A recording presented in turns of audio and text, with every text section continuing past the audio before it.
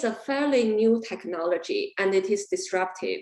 So there are many things we should be cautious about, including, for example, privacy, safety, security, trustworthiness, reliability, and fairness. Let me give you a few examples here. Autonomous driving is being rapidly developed. How can we be sure it is safe under all conditions in the real world? Many could be unforeseen.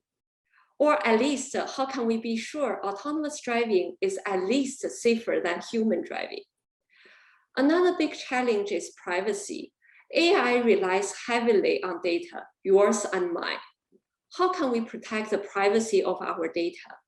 Do we want strangers at certain companies to have potential access to all details of our private lives? There are both technical solutions and policy solutions. On the technical side, for example, one type of AI algorithms called federated learning allow data to remain with you and me instead of big companies like Apple or Google. There are also significant needs for regulations and policies.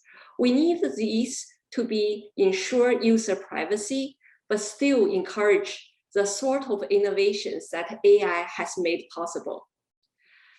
Yet another example is fairness. Consider a field that is traditionally more male-dominant.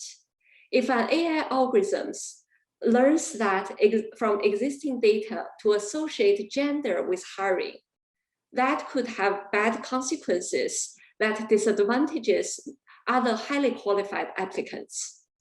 This fairness issue can manifest itself in very subtle ways, evading even the best intentions, and thus need very thorough consideration. And this consideration is needed throughout the entire process, from algorithm design, initial evaluation, data collection, to deployment and post-deployment evaluation and adjustment. So it is very important that AI is used in making or facilitating decisions that can disproportionately advantage or disadvantage certain people, such as school admission, hiring, or mortgages, and so on and so forth.